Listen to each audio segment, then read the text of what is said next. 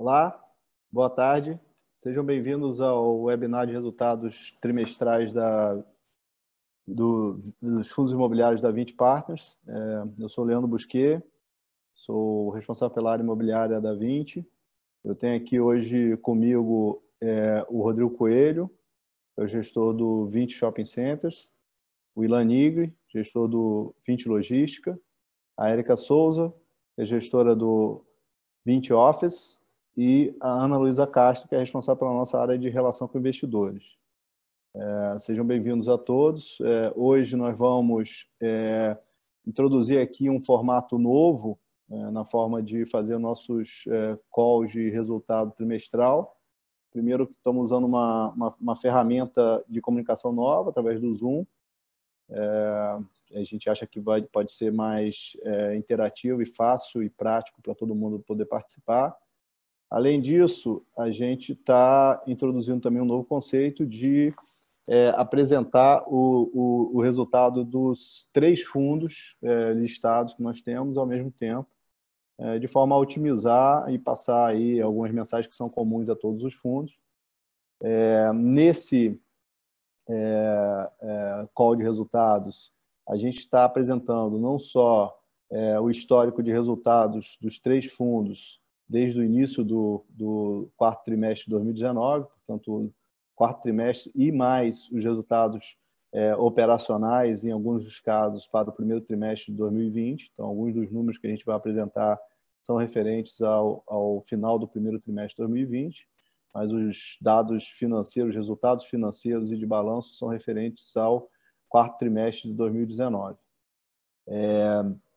Fora isso, a gente, além de fazer esse retrospecto de tudo que a gente fez aí nesses últimos 6 meses, a gente tem uma sessão aqui especial sobre a atual situação dos fundos, aí fruto da crise decorrente da pandemia do coronavírus. A gente vem já fazendo comunicações aí específicas em cada um dos fundos e também com um relatório extraordinário que nós fizemos, consolidado dos 3 fundos. E a gente vai aqui abordar um pouco mais de detalhes alguns dos temas referentes ao que tem sido feito por toda a equipe de gestão nesse momento. Nós vamos seguir aqui uma apresentação que vocês podem ver aí, que vai estar disponível após o término desse webinar no nosso website. E fora isso, a gente tem o relatório trimestral de cada um dos fundos com informações detalhadas, né? Aqui a gente vai passar uma apresentação com os principais destaques, as principais informações referentes a esse período e também referentes, como eu disse, às ações que estamos tomando nesse momento de crise. E aí, iniciando a apresentação, passando aí para o slide 2, aqui a gente faz um breve resumo do que foram os principais destaques dos 3 fundos desde o início do quarto trimestre de 2019 até o início dessa crise. A gente vinha tendo um desempenho excepcional. Foram realmente 6 meses de muitas realizações, né? Nós captamos aí cerca de 1,6 bilhões de reais nos 3 fundos. Nós fizemos o IPO do Vinci Office em novembro, nós concluímos 2 emissões no Vinci Logística, a terceira e a quarta emissões. Nesse mesmo período, a gente concluiu a 6ª emissão do Vinci Shopping Centers e, como eu disse, no total a gente conseguiu captar aí 1,6 bilhões de reais.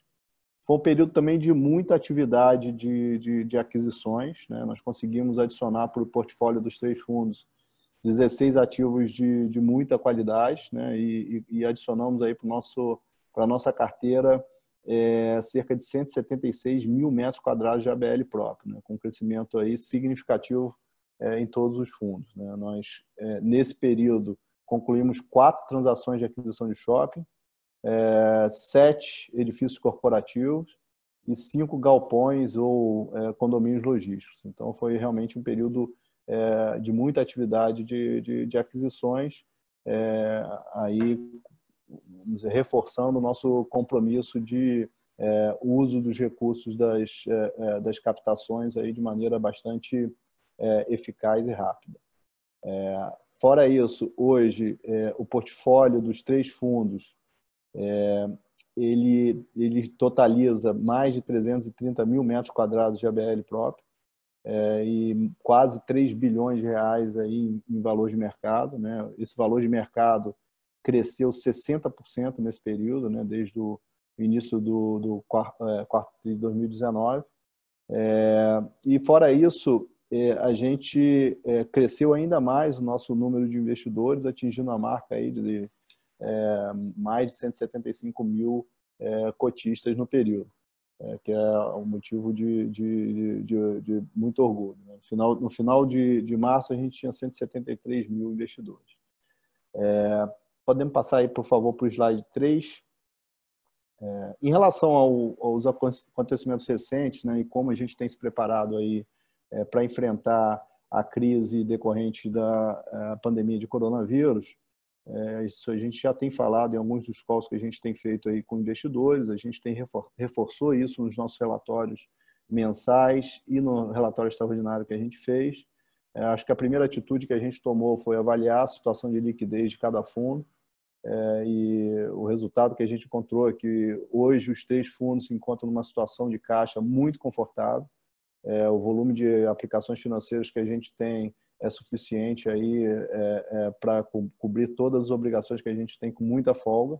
Então, acho que nesse momento é uma situação muito confortável, né? Como a gente vai ver aí em maiores detalhes aí em cada uma das apresentações especificamente.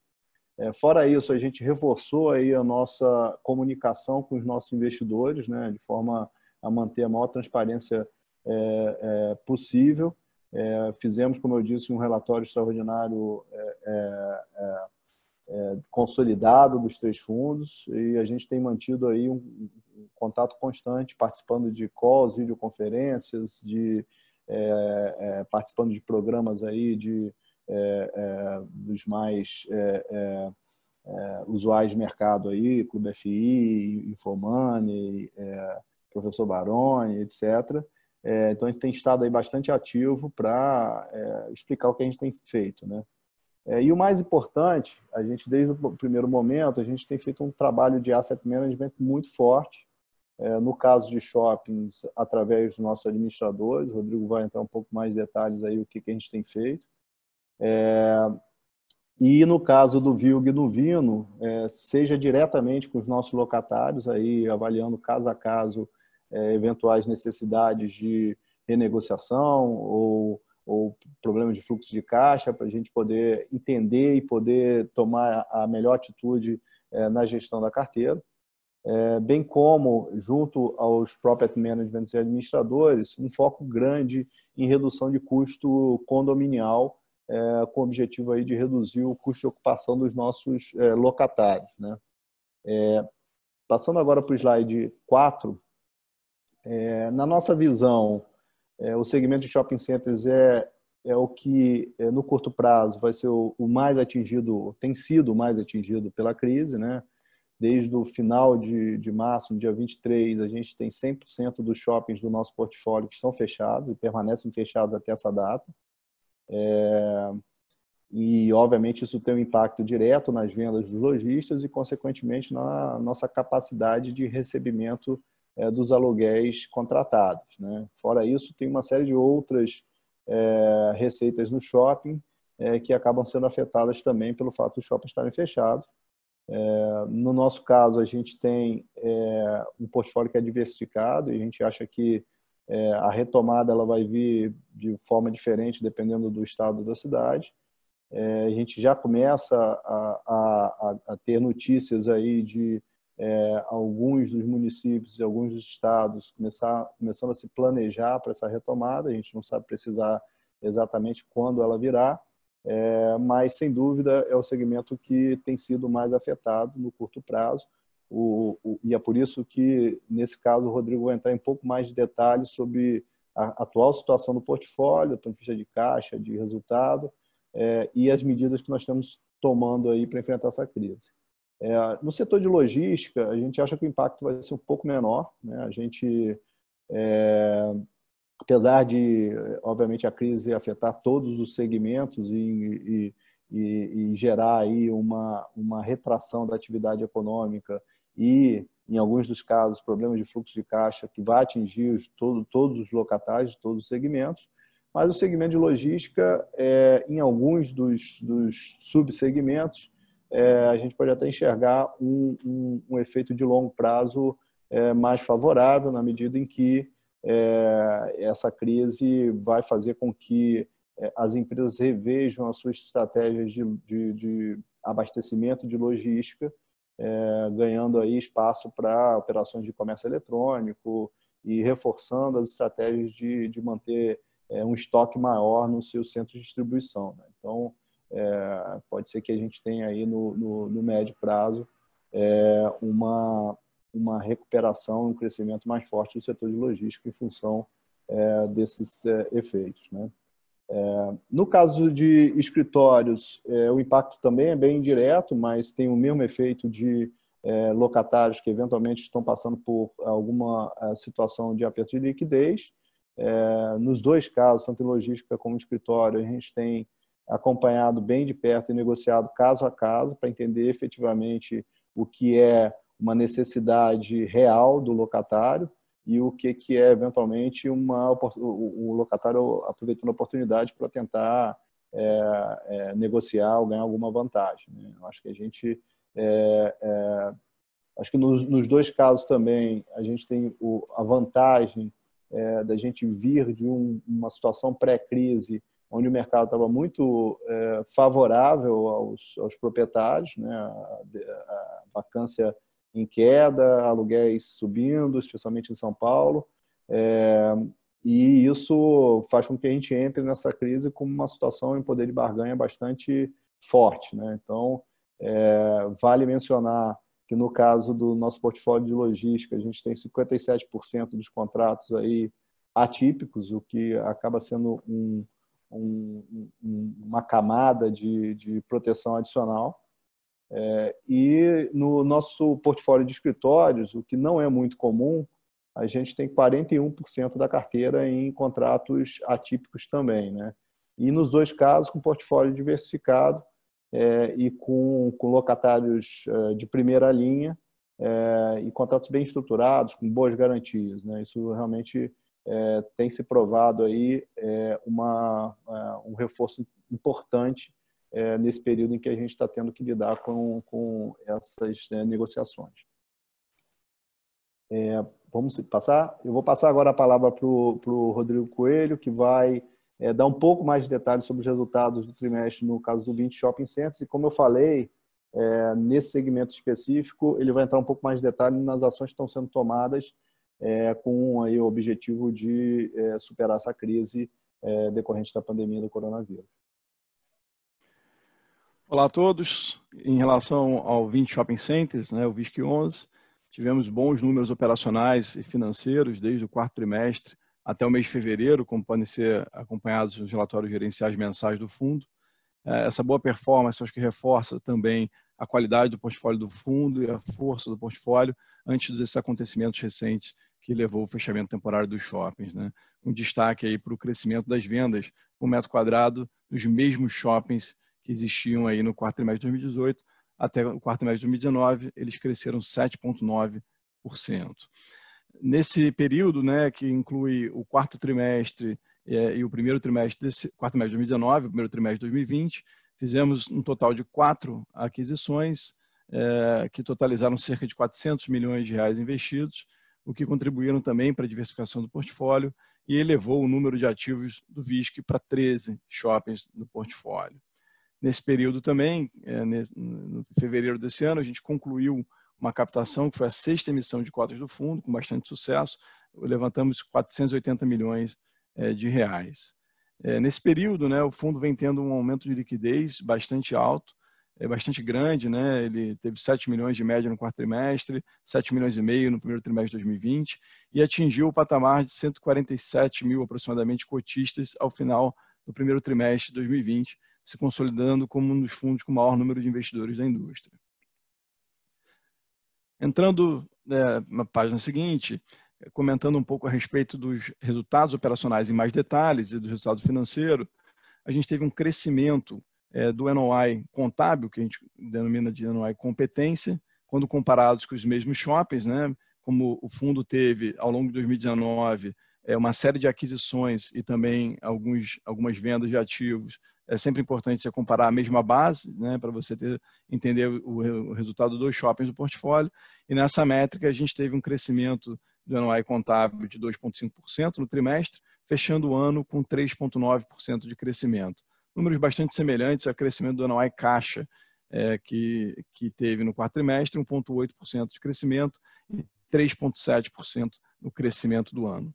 Em relação aos indicadores operacionais, aí nesse caso, a gente está falando do quarto trimestre de 2019, a gente teve um crescimento no aluguel das mesmas lojas, que é a sigla em inglês SSR, Same Store Rent, de 6,5%, as vendas das mesmas lojas dos shoppings de 3%, o portfólio atingiu uma ocupação de quase 95%, cerca de 1% acima do terceiro trimestre de 2019.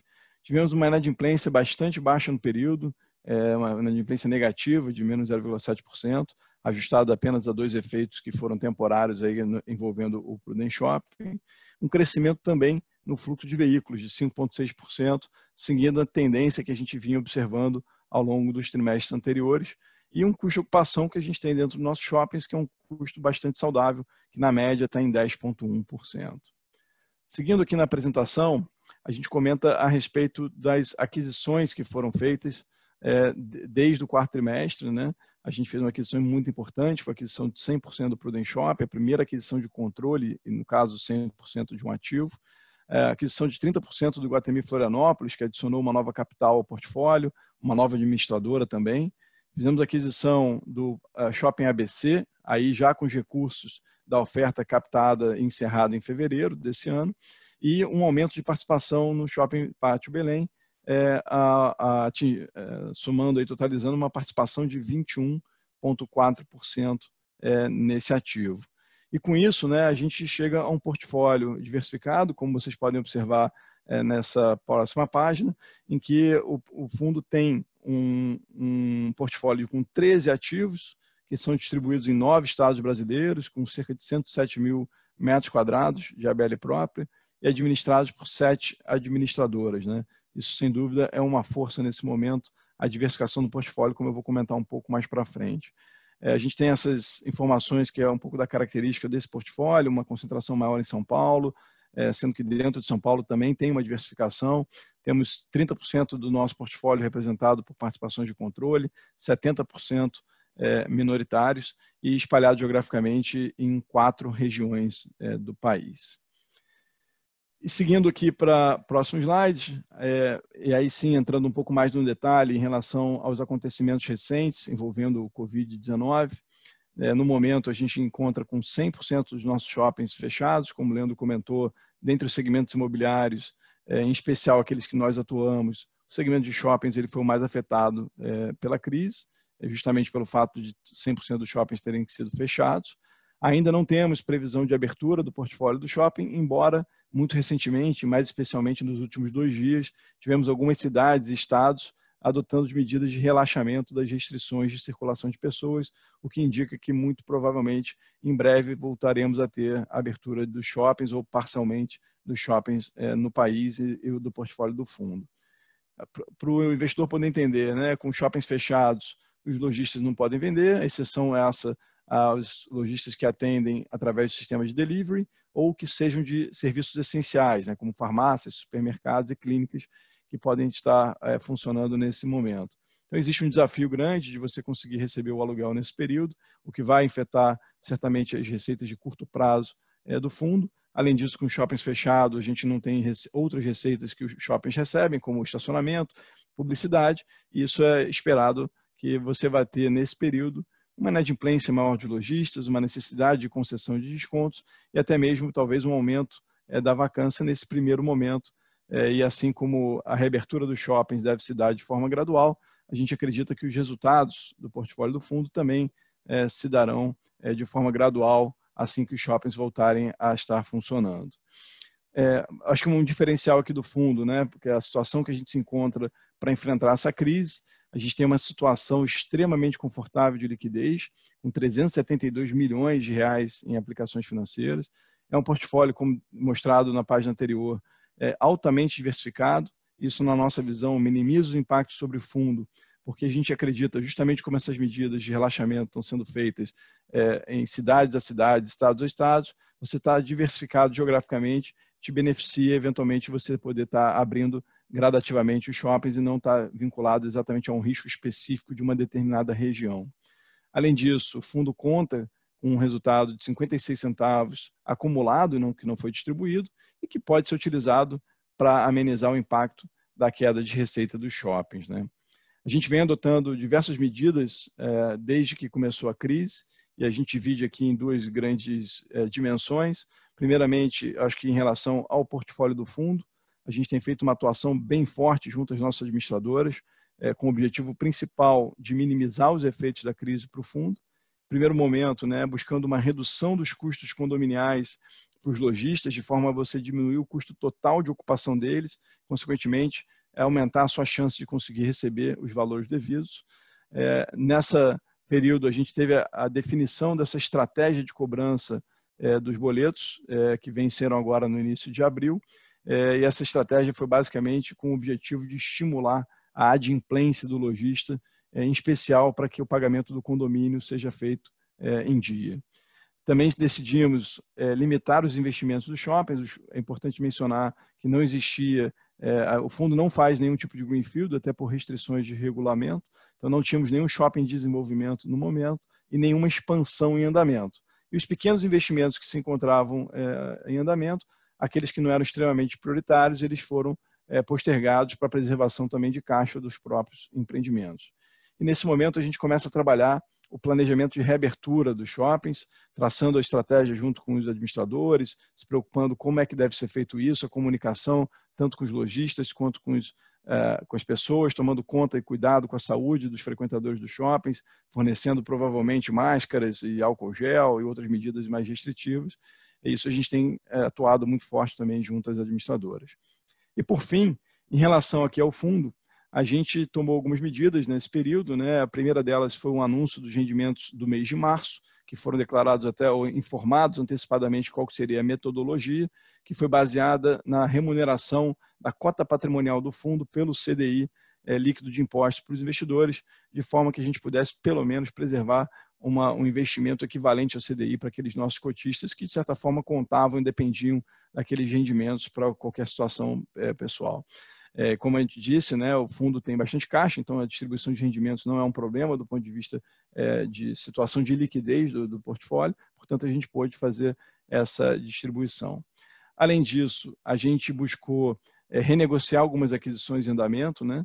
Quando a gente captou os 480 milhões agora, no início de fevereiro, o propósito era de fazer a aquisição de 3 shoppings. A gente concluiu 2, como eu mostrei anteriormente, o ABC e o Pátio Belém. E o terceiro shopping, que era o que a gente estava em vias de anunciar, a gente decidiu segurar, suspender temporariamente para poder renegociar as condições de forma que sejam mais compatíveis à nova realidade de mercado em que a gente se encontra, para ter uma melhor utilização desse capital que foi levantado. E, por fim, como estamos com bastante capital disponível e caixa, a gente decidiu fazer uma alocação tática com uma pequena parte do capital do fundo em fundos imobiliários, em especial, no caso, aqui nos segmentos de shopping centers, porque foi o segmento que foi bastante atingido e a gente acredita que os preços nas cotas de fundos imobiliários, em especial, num determinado momento em que a gente tomou essa decisão, foram mais atingidos do que eles efetivamente os valuations deveriam ter sido. Portanto, a gente fez algumas alocações táticas e temos observado o mercado olhando essas oportunidades e podemos aumentar um pouco mais essa exposição no curto prazo, mas sempre com um pedaço relativamente pequeno do portfólio do fundo, do patrimônio do fundo. Bom, sigo aí e passo a palavra para o Ilan para poder comentar a respeito do VILG. Obrigado, Rodrigo. Boa tarde a todos. Bom, vamos passar aqui os destaques aqui do Vinci Logística, o VILG 11. Primeiramente, assim, o portfólio do fundo, desde o seu início, ele mantém 100% de taxa de ocupação, tá? Principalmente agora nesse momento, os imóveis continuam operando normalmente nesse período de Covid, acho que é importante mencionar isso, todos os nossos galpões, tá? Acho que outro ponto importante aqui a gente tem um balanceamento do portfólio entre contratos atípicos e típicos, com 57% da carteira em contratos atípicos, o que dá, como mencionado pelo Leandro anteriormente, uma blindagem maior no caso de uma renovação, com uma negociação com potencial com os locatários, devido você tem multas mais pesadas, né, de todo o saldo do contrato remanescente, e também o locatário não tem direito a revisional, né? Então, no momento como este, principalmente que a gente está vivendo agora, acaba te dando uma blindagem maior nesse sentido, tá? Terceiro, a gente vai falar mais à frente sobre a quarta emissão do fundo, que a gente acabou de liquidar agora no mês de março, propiciando aí um volume de aplicação e liquidez muito confortável. A gente tem hoje 325 milhões em caixa, suficiente para cobrir todas as obrigações do fundo. Lembrando, a gente encerrou a terceira emissão do fundo, foi encerrada em novembro de 2019. A gente adicionou os últimos 5 ativos, tá? Em total, a gente demorou 61 dias para fazer essa alocação. A gente vai passar mais à frente sobre esses ativos também, o portfólio do fundo. Como eu mencionei, a quarta emissão foi liquidada em março desse ano agora, trazendo mais 312 milhões de captação. E, recentemente, hoje, a gente soltou um comunicado, renovamos o contrato de locação no Fernão Dias Business Park com a Netshoes, da Magazine Luiza, né, que ocupa em torno de 28 mil metros quadrados, que reforça acho que essa questão da demanda nesse momento agora do e-commerce, né, nesse setor, né? A gente tem exposição na nossa carteira em torno de 38% de locatários de e-commerce, e a Netshoes reforça esse ponto. Essa renovação da Netshoes reforça esse ponto. A gente está aumentando com essa renovação o prazo médio da carteira de 2,9 para 3,3 anos. Tá? No próximo slide, passando aqui um pouco só a linha do tempo do último trimestre do 2019 e agora do primeiro TRI, a gente teve então a terceira emissão. Como mencionei, foram 5 ativos adicionados ao portfólio do fundo, todos alocados em 61 dias. A gente, na verdade, fez 2 ativos logo após a conclusão da emissão no mesmo mês. Os outros 3 foram feitos em janeiro. Era para ter sido feitas essas alocações em dezembro. Por questões dos feriados, acabou passando para janeiro. Adicionamos quase 100 mil metros quadrados de ABL nova no fundo, com exposição a 2 novos estados, que é o Espírito Santo e o Rio Grande do Sul. Onde está o Espírito Santo, a gente tem o CD Cariacica da Ambev, e no Rio Grande do Sul, o CD da Ambev também Eldorado e o CD Cachoeirinha. E a gente trouxe mais 3 novos parceiros estratégicos, que acho que é um dos pilares hoje mais importantes do fundo. A gente acabou criando um ecossistema nesse sentido de você ter uma parceria com players que estão no dia a dia na operação dos ativos, né? E, consequentemente, naturalmente, trazendo os novos negócios. Isso a gente já tem prova disso ocorrendo com parceiros que a gente já fez negócios anteriormente, a gente está fazendo novos negócios agora. Então, a gente teve nesse sentido, trazendo a BTS Properties, que é o player de quem a gente comprou o ativo do BTS da Kremer em Pouso Alegre. Eles continuam na gestão, no property management do ativo. A gente trouxe a GB Realty com o Airport Town na região de Guarulhos, né? Que é um condomínio muito focado em last mile, né? Está muito próximo à cidade. São módulos pequenos, entre 600 a 2.500 metros quadrados. São 9 locatários que a gente tem lá. Então, é um game de maior liquidez, mais giro, tá? Atendendo essa demanda de e-commerce. E o terceiro foi a Salvadori, que é um player local do Rio Grande do Sul, um dos maiores players locais lá, que a gente adquiriu o CD Cachoeirinha. Ele continua também no property management e vai fazer também o property management do CD do Eldorado do Sul, locado para a Ambev. Tá? Em março desse ano, a gente concluiu a quarta emissão, com 312 milhões de reais. A gente vai falar sobre a destinação de recursos no próximo slide. E hoje, como eu mencionei, a gente teve aí essa notícia muito benéfica para o duration da carteira, que foi a renovação da Netshoes, comprovando também, mais uma vez, a liquidez do ativo Fernão Dias. É um ativo que tem muita demanda, 100% ocupado desde o seu início, mesmo em momentos de crise, segurando o aluguel, muito resiliente em relação ao valor de aluguel. Então, acho que isso foi uma excelente notícia para o portfólio. Tá? Na próxima página, a gente vai entrar aqui, então, já falando da destinação de recursos. Só relembrando, a gente tinha um volume base de oferta de 730 milhões de reais, onde a gente estava destinando parte desses recursos para a aquisição de 5 ativos. Tá? Desses 5 ativos, 3 ativos faziam um portfólio que a gente já descartou. A gente vai manter só os 2 ativos iniciais, que eu vou falar logo na sequência. E a gente tinha a questão dos as 2 CRIs, no valor de 120 no montante de 120 milhões de reais, que é o CRI que a gente, quando adquiriu os 2 ativos da Ambev, a gente carregou essa dívida de aproximadamente 40 milhões, uma dívida cara de IPCA mais 8,3%, que a gente já está pré-pagando este mês. Tá? Então, a gente já startou esse processo. E a segunda, na verdade, foi quando a gente adquiriu os primeiros 2 ativos em 2019, o Fernão Dias e o Privalha. Também foram 2 ativos que foram com compra a prazo, no montante de um CRI de 80 milhões, aproximadamente 80 milhões de reais.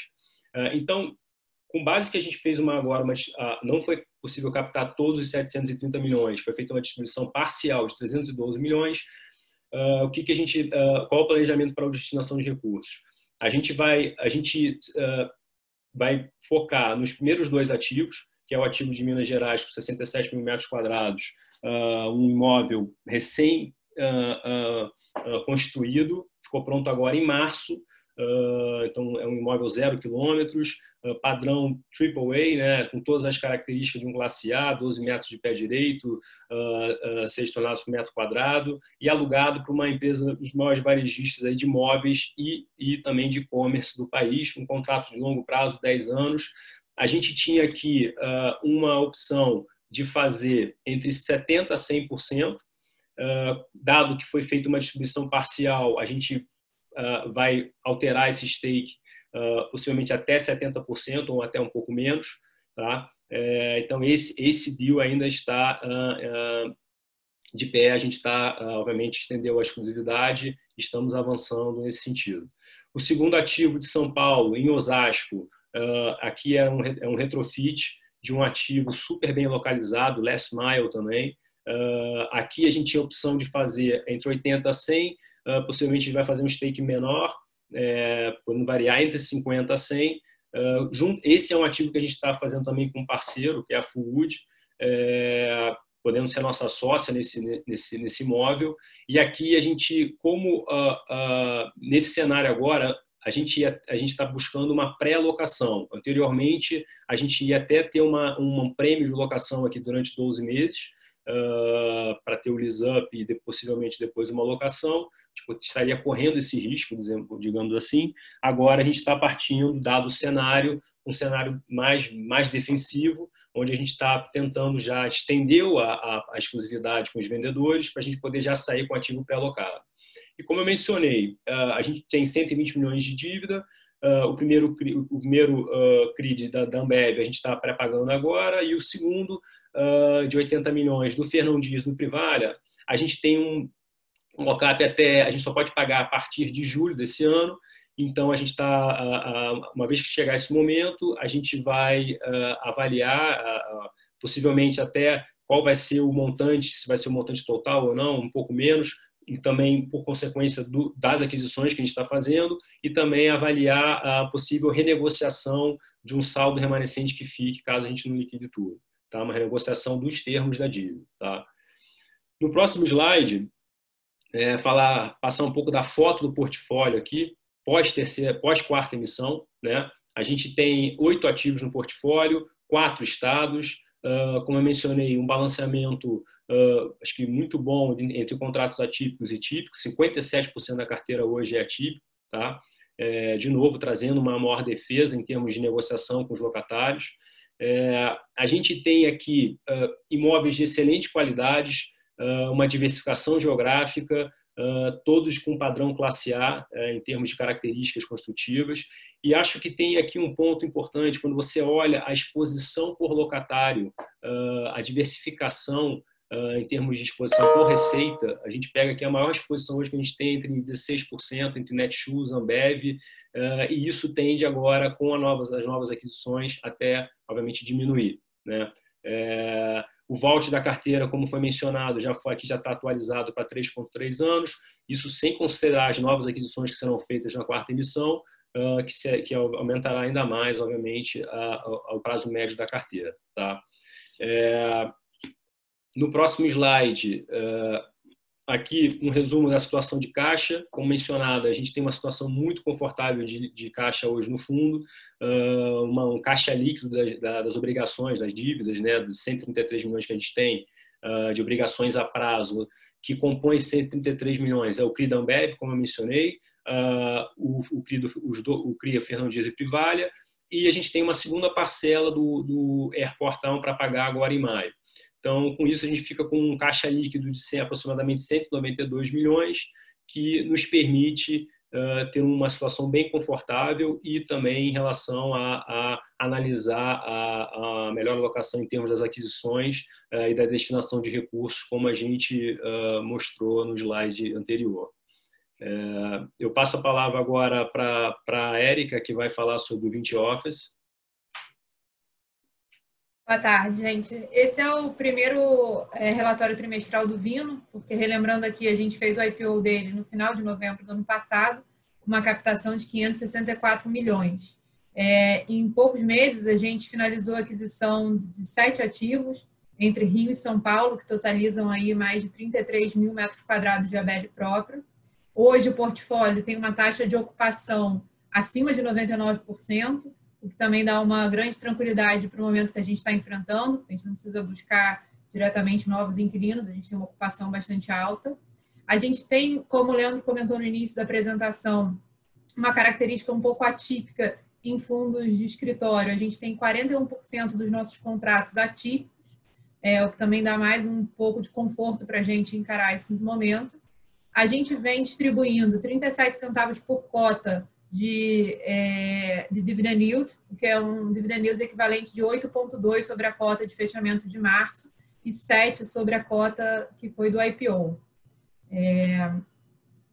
Entrando aqui um pouco no portfólio, a gente tem um portfólio diversificado, a gente tem exposição em Rio e São Paulo, sendo que dentro da nossa exposição aqui de Rio, a gente está concentrado apenas em Zona Sul, que é um supermercado muito específico, com características de restrições geográficas muito grandes, e 41% do todo, então a maior parte aqui, 90% mais ou menos, da nossa exposição em Rio, são os contratos atípicos que eu vinha mencionando. E em São Paulo, a gente está diversificado também em algumas diversas sub-regiões, Chucrizaidan, Jardins, Pinheiros, Vila Madalena e Alphaville. Então, acho que a gente tem um portfólio já bastante diversificado. Dentre os segmentos aqui nos quais a gente está nos quais nós estamos expostos, são mais de 13 inquilinos, sendo o mais relevante deles o segmento financeiro, então não é um segmento que nesse momento apresenta nenhum tipo de problema. A gente tem uma exposição de 24% ao segmento de coworking, e é seguido aí por diversos outros segmentos, como varejo, seguros, etc. A gente tem uma característica aqui de contratos bastante longos, então a maior parte dos nossos contratos vencem depois de 2025, consequentemente o nosso vault está em 8,1 atualmente. E como eu já mencionei, a gente tem aqui uma parcela representativa de contratos atípicos. Em relação aos indicadores operacionais do nosso fundo, a gente tem uma ocupação, como eu mencionei, de 99%, versus uma ocupação do mercado de 83%. E a gente tem um aluguel médio de mercado das regiões nas quais a gente está localizado também abaixo dos aluguéis de mercado em relação aos contratos típicos. Então, nossos contratos típicos têm uma média de 82,7% enquanto que a média ponderada das regiões seria de 108,7. Uma característica bastante relevante do nosso portfólio é o fato de termos ativos bastante novos. Então, mais de 60% hoje do nosso portfólio são prédios com menos de 5 anos desde que ficaram prontos ou do último retrofit completo. Então, são prédios muito modernos, com arquitetura diferenciada, mas também bastante novos. E uma característica da nossa estratégia que tem se mostrado muito importante nesse momento é a participação de controle. A gente tem participação de controle em 96% do nosso portfólio, e isso tem sido um diferencial muito grande para as nossas ações, seja negociação com o inquilino, seja, por exemplo, para a gente tomar decisões em relação a custos condominiais. A gente, muito rapidamente aqui, durante esse momento de crise, conseguiu atuar pelo fato da gente ter posição de controle e reduzir aí os condomínios entre 15% e 25%, gerando aí um benefício, uma forma da gente atuar nesse momento sem mexer diretamente no aluguel.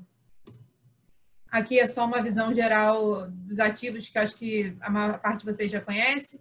BM336, nosso ativo do Leblon, BMA Corporate no Maitá. Os outros são os ativos em São Paulo, Oscar Freire, Vitatorá, BBS, a sede da C&A e o Lábia. Em relação à situação de caixa do fundo, a gente tem aproximadamente 60 milhões em caixa hoje no Vino, sendo que, em relação às obrigações, a gente tem 11,8 milhões de obrigações de curto prazo, que são as obrigações dos próximos 12 meses, e o restante são obrigações de longo prazo. Então, o fundo tem, como a gente vinha falando aqui, uma condição confortável de caixa para passar pelos próximos 4, 5 anos sem nenhum tipo de preocupação aqui.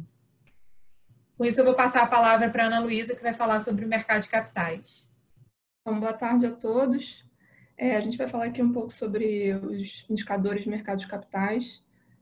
Primeiramente, só passando para o próximo slide, a gente, ao final do primeiro TRI de 2020, todos os 3 fundos listados da 20 alcançaram em conjunto ali a marca de mais de 173 mil investidores. A gente tem uma base super pulverizada e presente em todos os estados do Brasil. Em relação à rentabilidade dos fundos, a gente fez aqui 3 gráficos que representam, na linha azul, a variação da rentabilidade total de cada uma das cotas, que seria a rentabilidade bruta da cota de mercado, junto com a rentabilidade dos rendimentos distribuídos desde o início dos fundos. Então, para todos os fundos, em cada um dos períodos, a rentabilidade foi acima do retorno total do IFIX, assim como do Ibovespa. E, por último, a gente vem falar um pouco sobre a negociação das cotas em mercado. Todos os nossos fundos têm tido uma tendência de crescimento na liquidez desde o 4º trimestre. O VISC está negociando no mês de março a média de 8,5 milhões, o VILG tem negociado ali valores acima de 5 milhões, e o Vino, ele desde o seu IPO no final de novembro, ele tem uma média de negociação diária de 4 milhões de reais. E, gente, por último, nós gostaríamos de lembrar que o RI está totalmente à disposição de quaisquer dúvidas dos investidores, seja por essa apresentação ou qualquer outra informação. A gente está disponibilizando aqui o nosso e-mail, lembrando, qualquer dúvida pode entrar em contato através do ri@20fi.com ou através do nosso telefone. E também lembrar que todos os investidores que quiserem receber todas as informações dos 3 fundos diretamente em seu e-mail, assim como comunicados, fatos relevantes, receber diretamente os relatórios mensais, é só se cadastrar no nosso site 20fi.com no mailing list. Obrigado, Ana. Obrigado, Érica. Obrigado, Rodrigo e Ilan. Fiquem por aí, porque a gente tem algumas perguntas e, eventualmente, eu vou precisar da ajuda de vocês aí para responder. Antes de passar para as perguntas, eu acho que, em primeiro lugar, queria já me desculpar com os investidores, porque essa foi a primeira vez que a gente adotou esse modelo aí de webinar, né, através do Zoom, e a gente se baseou aí nas participações dos nossos webcasts aí passados, né, para determinar o limite de participantes aqui dessa conferência. E a gente limitou em 500 participantes e rapidamente a gente atingiu esse número. Então, eu peço desculpas aí aos investidores que não conseguiram acessar para participar aqui ao vivo, mas até já respondendo uma das perguntas, né, esse webcast ele vai estar gravado e disponível no nosso website, no 20fi.com. Então, quem não teve a oportunidade de escutar aí ao vivo aqui, vai poder ouvir aí a gravação que vai estar disponível no nosso site. Mas, de qualquer forma, eu já começo aí me desculpando pela limitação de número de pessoas. No próximo, certamente, a gente vai ampliar bastante aí a possibilidade de acesso, né? Não contávamos com essa audiência toda, digamos assim. Aqui, algumas das perguntas já acabaram sendo respondidas durante a apresentação. Então, por exemplo, tem uma pergunta aqui sobre a alocação dos recursos do VILG. Acho que o Ilan já detalhou bastante, né? Inclusive, essa pergunta menciona que as dívidas e a nossa intenção de reduzir as dívidas e com isso, reduzir as despesas financeiras, né? Que em alguns casos os custos da dívida são bastante elevados. E essa vai ser a nossa prioridade número 1, como o Ilan falou, né? Acho que nós já solicitamos o pré-pagamento da dívida do CRI da Ambev, que é uma dívida de IPCA mais 8,3. Além disso, ela gera uma ineficiência fiscal para a gente, porque a gente é obrigado a carregar uma SPE embaixo do fundo. Então, essa dívida já vai ser pré-paga, tem um aviso prévio de 30 dias que já está correndo, então a gente deve ter aí, nos próximos 15, 20 dias, aí, a possibilidade de pré-pagar essa dívida. A outra dívida, ela, como o Ilan explicou, ela tem um lock-up até julho, então a gente só pode pagar ela a partir de julho. E chegando lá, se a gente se não for possível a gente reduzir o custo, a gente vai pré-pagá-la 100%. Mas se for possível que a gente reduza o custo para patamares mais razoáveis, talvez a gente mantenha um pedaço dela. E se a gente tiver como alternativa aí, algum ativo, principalmente esse de Osasco, que a gente tá olhando e pode ser uma aquisição interessante, com um retorno bem interessante, né? Tem uma outra pergunta aí, duas perguntas aqui sobre o VISC, uma delas que eu vou passar para o Rodrigo. Uma delas, se o VISC continuar fazendo pagamentos de dividendos em relação ao CDI. Acho que essa eu posso responder, a seguinte eu passo para você, Rodrigo. A nossa intenção é avaliar mês a mês, né? A gente tem hoje, como o Rodrigo falou, 56 centavos de resultado acumulado. Então, em tese, mesmo que o resultado do fundo seja zero nesse mês, a gente teria a possibilidade de repetir o mesmo nível de rendimento, né, no próximo mês. Mas acho que tem alguns fatores que vão ser importantes nessa decisão. Primeiro, a perspectiva de reabertura. Então, se a gente já começar a ter sinalizações de algumas cidades, alguns estados, indicando que tem um planejamento de abertura já no mês de maio, talvez a gente continue fazendo o mesmo nível de rendimento, ou até mais eventualmente. E fora isso, a gente vai acompanhar o recebimento dos valores de aluguel e de condomínio que foram faturados aí, né, no mês de abril. Então, acho que são esses dois fatores que vão ser determinantes aí para a gente avaliar se a gente vai repetir a mesma estratégia de distribuição de rendimentos no próximo mês. Tem uma pergunta aqui, Rodrigo, para você explicar. As receitas de aluguel do fundo, em geral, são indexadas ao faturamento das lojas, do shopping, ou é fixo mensal? Grande parte das receitas de alocação, né, das receitas dos shoppings, vem da receita de locação, né? Dentre elas, quando você olha para o breakdown das receitas dos shoppings no portfólio do fundo, isso consta no material mais completo que está na apresentação do quarto trimestre de 2019, que está disponibilizado no site do fundo. 68% da receita do fundo vem de aluguel mínimo, né? Na verdade, o contrato tradicional de shopping, ele é um aluguel mínimo e um percentual sobre as vendas dos lojistas, dos dois, o que for maior. Esse é o contrato típico padrão. Portanto, em tese, pela regra, pelo contrato estabelecido, o proprietário, o dono do empreendimento, no caso aqui o fundo, teria direito a receber o aluguel mínimo nesse período.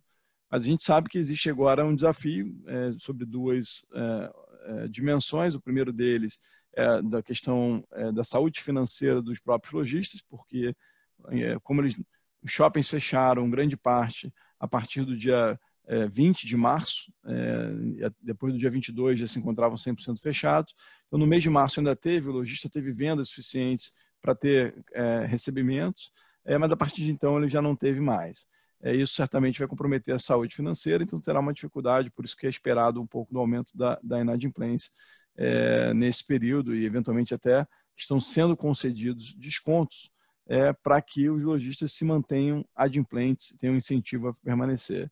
Porque outras crises já demonstraram para o setor de shopping no passado que vale a pena você ser um pouco mais benevolente nesse período, analisar, obviamente, caso a caso, entender a situação financeira de cada um, e aqueles que exatamente necessitarem de descontos, você conceder esses descontos de forma a criar uma parceria de longo prazo com aquele lojista para quando a crise passar, e a gente sabe que vai passar, os shoppings vão reabrir, naturalmente as vendas vão começar a ser retomadas, e aí a saúde financeira dos lojistas tende a se recuperar e você volta a ter uma recuperação daquele aluguel, né? Então, são algumas estratégias que estão sendo traçadas para recebimento nesse período. Tem uma outra pergunta aqui sobre a carteira de fundos imobiliários de shoppings que foram adquiridas no VISC, né? Eu acho que aqui é importante dizer que o volume que a gente tem em investimentos em outros fundos imobiliários ele é inferior a 5% do patrimônio do fundo, então é bastante pouco relevante, e é uma carteira diversificada, sem uma grande concentração. Então, não tem uma grande concentração aí em um ou alguns poucos ativos, né? Eu acho que, além disso, né, as alocações estão sendo feitas de formas táticas, né? E justamente tentando aproveitar a oportunidade de precificações que, no nosso julgamento, estão incorretos. Portanto, é uma carteira que está em constante mudança. E entre a questão do que eu já havia falado, que está sendo privilegiado o próprio segmento de shopping, no caso do VISC, também tem um privilégio por ativos com maior liquidez, justamente para que a gente possa fazer essas transações de entrada e saída rapidamente nas posições. Perfeito, Rodrigo. Além disso, em relação ao VISC ainda, tem uma pergunta: é hora de adquirir novos ativos?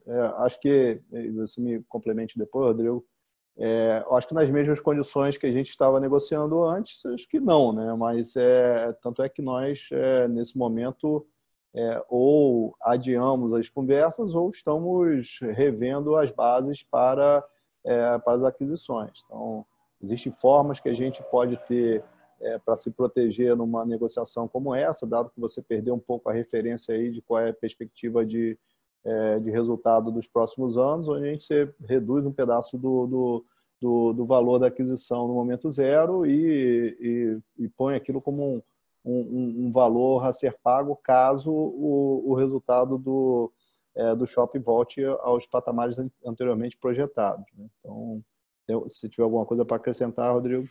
Não, é isso mesmo. E eu acho que nesse momento ter caixa também é um diferencial em relação aos demais fundos da indústria, né? Porque em algum momento as transações vão passar a fazer sentido, a gente vai conseguir ter preços que façam sentido tanto para o fundo quanto para os vendedores, e os nossos concorrentes eventualmente vão precisar levantar recursos para fazer aquisições, enquanto nós já temos esses recursos em caixa. Portanto, a gente tem um diferencial nesse momento, não só do ponto de vista de segurança, de proteção do fundo, com a situação confortável de liquidez, mas também com uma vantagem competitiva no momento em que a gente conseguir boas transações, como o Leandro comentou, com inteligentes formas de negociar nesse momento, né? Ana, aqui é uma dica para você aí, para a nossa organização. Sugiro que faça uma transmissão ao vivo e paralela em alguma outra rede social, como o YouTube. Fica a dica aí para os próximos a gente poder pensar em alguma solução para ser mais abrangente. Ilan, para o VILG, tem algumas perguntas aqui em relação a esse momento, né? Se houve procura para renegociação ou diferimento do pagamento de aluguéis durante o mês de abril. E uma que é relacionada a essa, pelo que eu entendi, o VILG-11 não está sendo afetado nesse período de crise, no que pese aos dividendos. Bom, vamos lá. Acho que o setor de logística, a gente falou, ele é um setor que deve sofrer menos, mas não está imune num momento como esse. Obviamente, você tem alguns locatários mais oportunistas que tentam se aproveitar desse momento, independentemente de estarem com a operação a pleno vapor, às vezes alguns até aumentando a demanda, né? No caso de e-commerce, a gente tem alguns exemplos.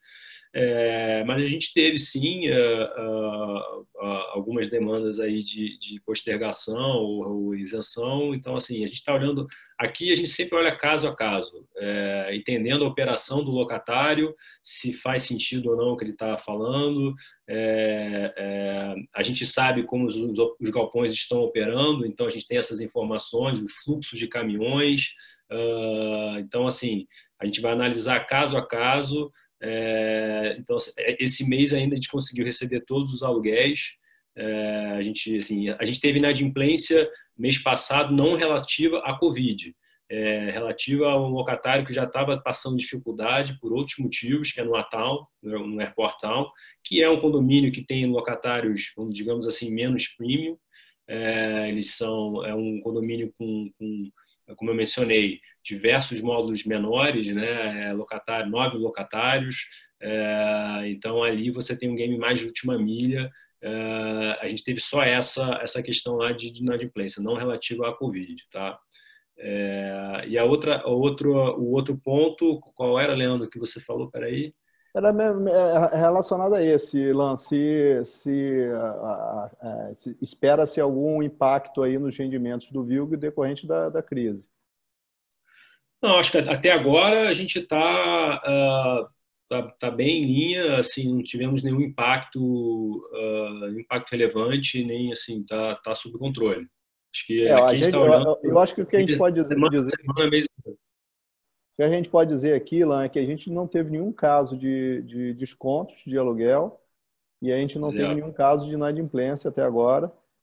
A gente eventualmente vai ter algum caso de postergação ou de parcelamento de aluguel, mas nesse caso a gente tem isentado a multa, mas cobrado o juro de mora de 1% ao mês, então a gente entende que é vamos dizer, a aplicação do caixa interessante. Então, a gente tem feito, no caso do VILG, provavelmente vão ser esses. O caso do mês ainda não acabou, então, mas por enquanto essa vamos dizer, o cenário que a gente está vendo. Então, deixa eu ver aqui.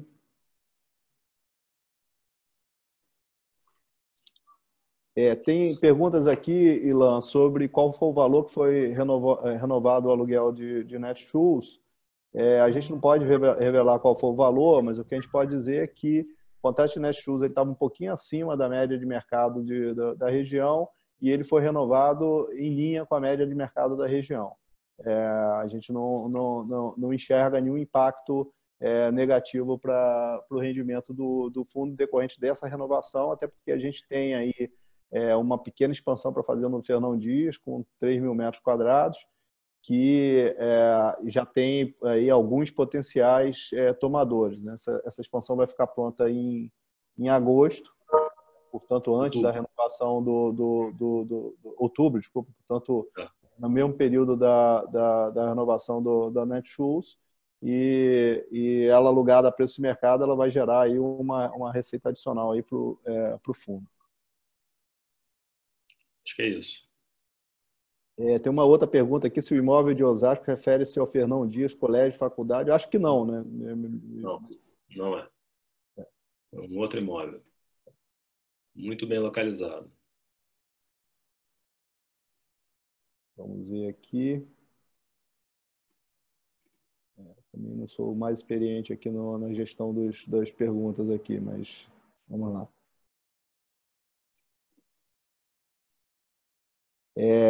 Érica, tem uma pergunta aqui sobre as atuais condições do mercado de escritórios no Rio de Janeiro. Acho que, primeiro ponto, a gente particularmente está presente só, como eu comentei, na Zona Sul do Rio, que é um mercado muito protegido, até pela limitação geográfica que a gente tem. Então, quando você olha o mercado da Zona Sul, é um mercado que, mesmo durante os maiores períodos de crise, não apresentou vacância acima de 10%, 13%. Hoje já é uma vacância abaixo de 10%. Então, hoje é um mercado muito defendido e continua sendo, mesmo nos momentos de crise. Acho que um outro ponto, dentro da nossa exposição aqui de Rio, por exemplo, a gente tem inquilinos de segmentos muito defendidos, né? A gente tem inquilinos do segmento de saúde, inquilinos do segmento de escritórios de advogados, e financeiros e seguros. Então, além da segurança que a gente tem por estar num mercado da Zona Sul, que é especificamente muito protegido, com baixa vacância, a gente tem bons inquilinos. Acho que quando você olha o mercado do Rio como um todo e olha o mercado inteiro, você tem uma visão muito diferente da que você pode ter olhando só a Zona Sul. Aí, de fato, você tem vacâncias maiores em regiões como a Barra, você tem situações mais complicadas, porém, na Zona Sul, a gente tem uma situação muito favorável. A gente não vê nenhum risco, nenhum problema imediato em relação a isso.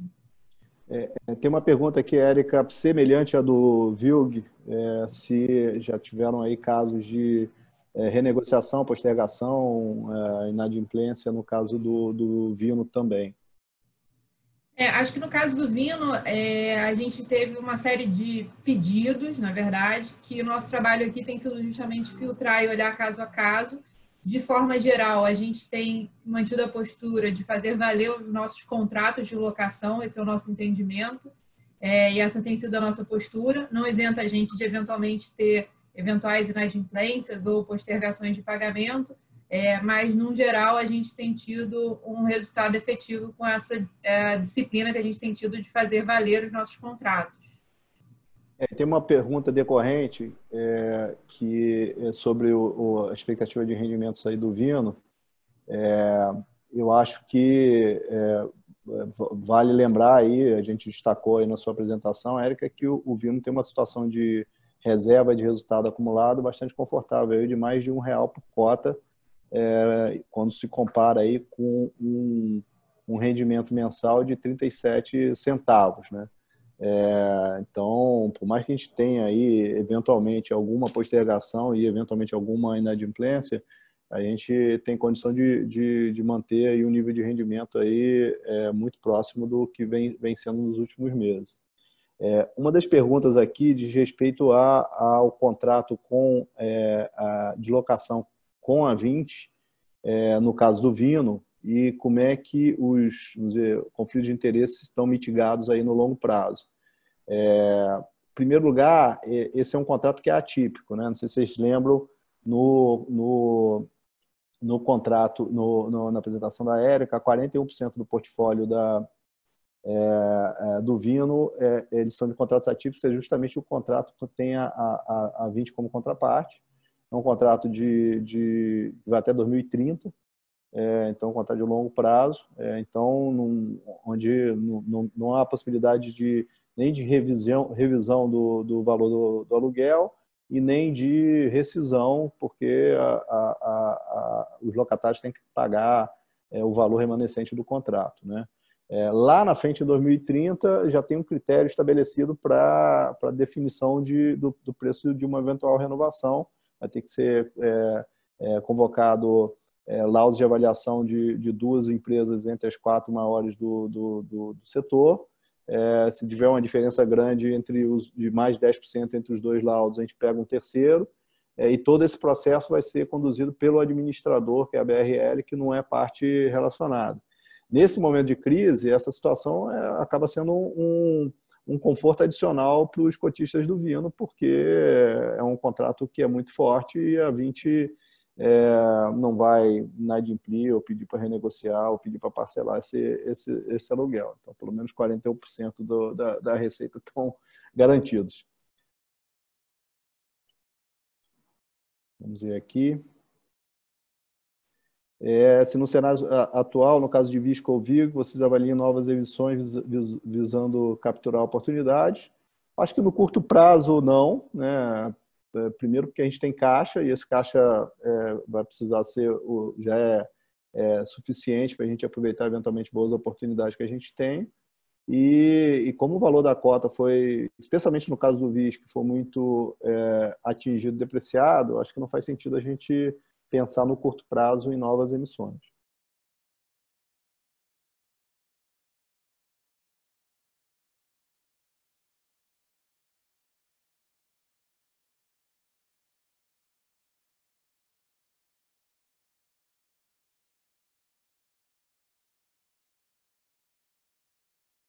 Tem uma pergunta aqui sobre o resultado acumulado do VISC de 56 centavos, se ele depois vai ser repassado, caso não seja utilizado. Na verdade, se o resultado do fundo até o final do semestre ele permanecer pelo menos igual ou maior a zero, a gente vai ter que distribuir 95% dos resultados acumulados no semestre. Então, um pedaço desses 56 centavos a gente vai ter necessariamente que distribuir ao final do semestre. Uma pergunta ainda sobre o Vino aqui. Qual a perspectiva do Vino em relação à situação financeira da WeWork? Eu vou começar aqui, Érica, se você quiser depois me complementa. No caso do WeWork, a gente tem 2 contratos em 2 prédios diferentes, um na Oscar Freire com Augusta e o outro lá em Pinheiros, na Rua Cerro Corá.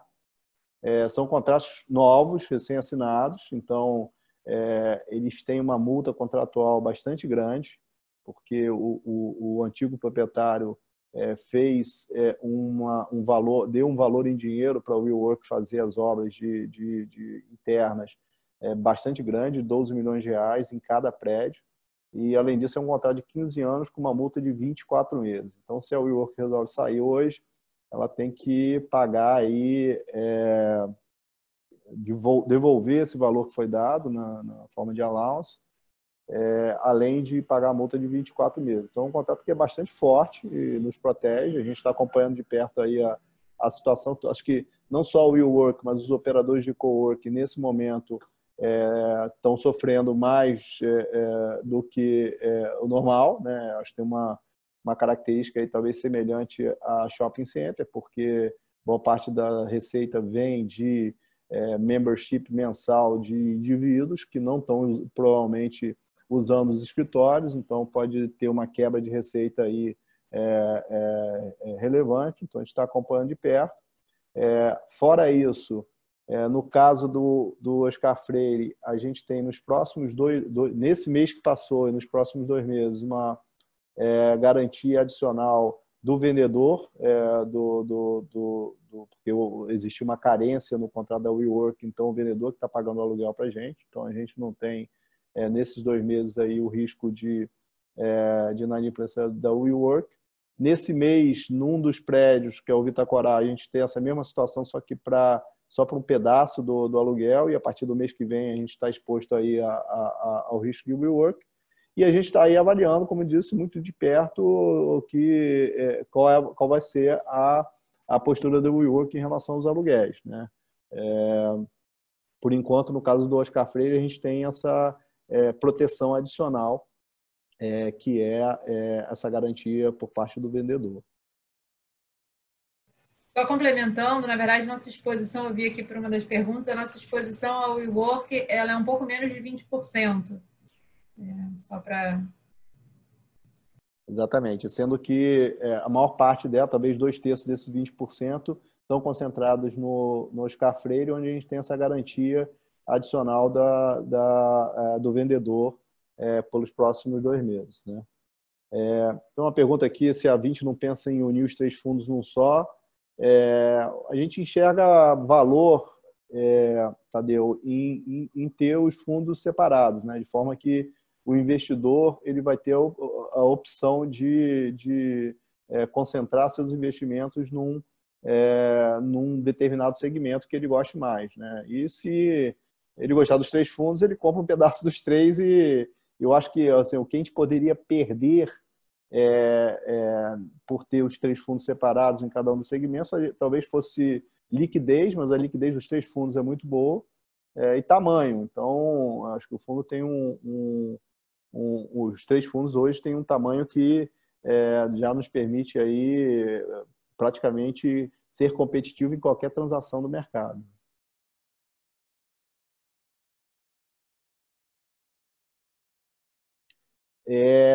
Tem uma pergunta em relação ao caixa do Vino, Érica, com as obrigações supera o valor do caixa hoje, qual o desafio e as perspectivas quanto a isso? Vale falar do prazo, né? Exatamente. As obrigações que a gente tem são obrigações de longo prazo, relacionadas aí ao CRI que a gente carrega parcial do BM336. Então, são obrigações que vão há quase 10 anos, acho que vão até 2028, na verdade. Então, são obrigações de muito longo prazo. Quando a gente olha o fluxo de caixa, a gente não tem nenhum tipo de preocupação nos próximos 4 ou 5 anos. Então, a gente tem uma situação muito confortável para seguir sem nenhum tipo de problema, mesmo que essa janela que a gente viva agora permaneça por mais tempo, que acho que não é muito o caso também. Na mesma linha, Rodrigo, acho que alguém pedindo para você aí explicar novamente a situação de caixa do VISC aí versus as obrigações de curto e médio prazo. O VISC tem uma situação muito confortável, são 372 milhões de aplicações financeiras versus obrigações de cerca de 85 milhões de reais. E as obrigações é a totalidade delas, né? Fazendo um exercício simples, se o fundo não receber, a partir de hoje, nenhuma receita de locação, o fundo teria caixa suficiente para suportar 20 anos das obrigações todas do fundo, o que naturalmente é uma situação bastante confortável, porque se a gente ficar 20 anos sem receber aluguel, certamente terão outras preocupações antes do que apenas a falta de caixa dentro do fundo, né? Então, acho que é uma situação que de fato não nos preocupa, não terá qualquer tipo de chamada de capital no fundo, no VISC, e acho que vale reforçar isso também para os demais fundos, né? Tanto para o Vino quanto para o VILG, não há necessidade de chamada de capital para fazer frente a qualquer obrigação de nenhum dos 3 fundos. Uma pergunta aqui sobre a expectativa de prazo para alocação das aquisições dos imóveis do VILG. Acho que a gente pode dizer que o imóvel de Minas muito provavelmente, se ele ocorrer, ele vai ocorrer nos próximos 30, 45 dias, correto, Ilan? Menos um pouco. A gente está prevendo para maio agora, né? Perfeito. E no caso do imóvel de Osasco, a nossa postura está sendo de estender a nossa exclusividade, né? E aí a gente só fazer a aquisição se a gente conseguir uma pré-alocação nesse período que a gente já está trabalhando aí ativamente junto com o nosso parceiro. Então, é mais difícil precisar o timing. Perfeito.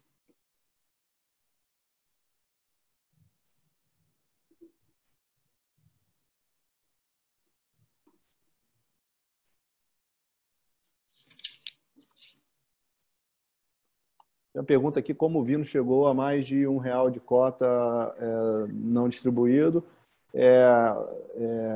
Acho que vale explicar que o Vino fez o IPO no ano passado, mas era um fundo que já existia, um fundo imobiliário já existia, que não distribuía os rendimentos, né? Que era um fundo fechado, que não tinha cotistas no mercado. Então, isso resultou num resultado acumulado aí ao longo dos últimos anos, que acabou beneficiando agora os cotistas atuais, né? Então, ele acaba virando uma reserva de resultados que pode ser distribuída. A maior parte desse resultado é referente a exercícios passados, então a gente não tem obrigatoriedade de distribuir os 95% nesse semestre, mas um pedaço desse resultado é referente a esse semestre, sim, e eventualmente a gente vai ter que complementar aí distribuindo 95% no final do semestre.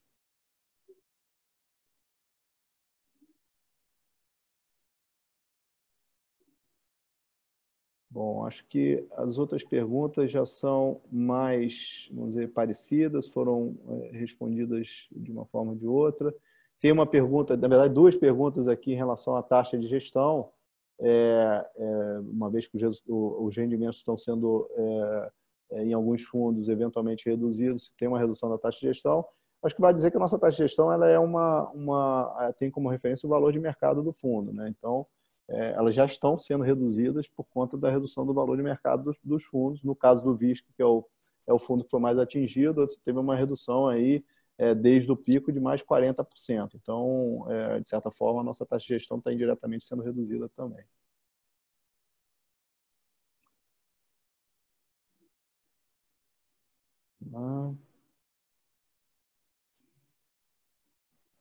Acho que assim, algumas das perguntas nós já respondemos aqui, então tem perguntas com um pouquinho diferentes. A gente vai, obviamente, anotar todas aqui e que eventualmente não foram respondidas aqui ao vivo. E a gente prepara e inclui na nossa sessão de perguntas e respostas, ou mesmo a gente pode direcionar aí para a Ana para ela tentar responder. Mas aqui, pelo que eu vi, na maior parte dos casos, a gente aqui conseguiu responder boa parte das perguntas. Tem uma aqui, tem um bate-papo também aqui que eu não tinha visto aqui, algumas perguntas. Peraí.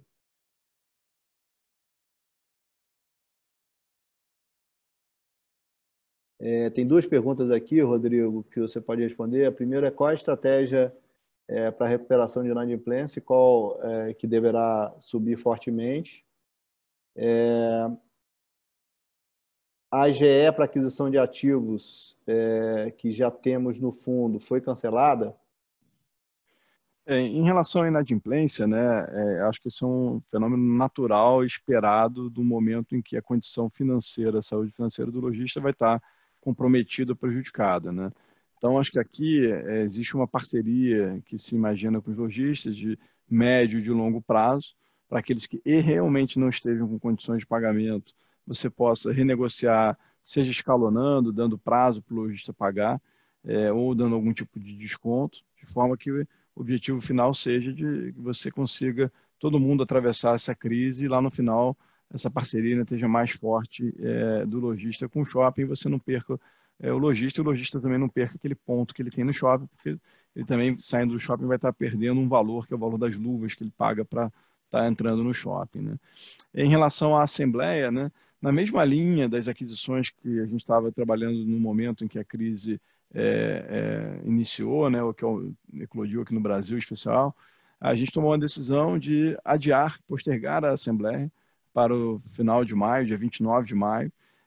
Nas condições anteriores também não estão fazendo mais sentido a transação, visto o que aconteceu no mercado na B3, das cotações dos fundos imobiliários, e a gente decidiu, em função de estarmos nesse momento negociando com o vendedor dessa cota, postergar essa decisão para maio. Como a Assembleia ela era uma Assembleia que deliberava uma aprovação de pagamento pelo aquele valor daqueles ativos de até 400 milhões de reais, a gente pode manter ainda a Assembleia vigente com aqueles mesmos termos, e sendo certo que se a gente encontrar termos que façam sentido para essa transação, a gente vai estar oportunamente comunicando isso e levando a decisão dos cotistas para a deliberação.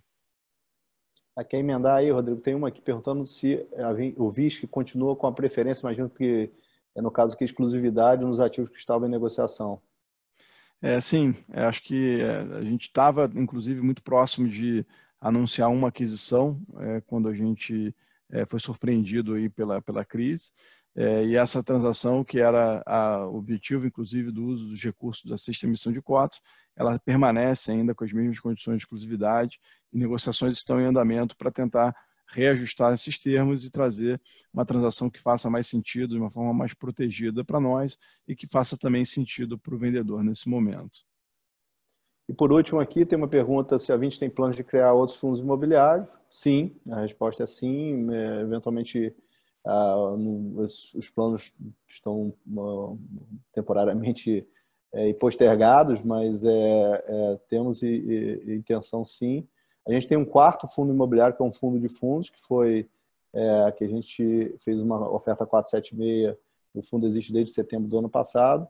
A gente está com uma oferta protocolada na CVM deste fundo, então não posso dar muitos detalhes, até porque a gente está em período de silêncio sobre essa oferta, mas a primeira versão do prospecto está até disponível aí no site da XP, e eventualmente a gente deve vir como uma oferta desse fundo aí, que é um fundo de fundos nesse momento.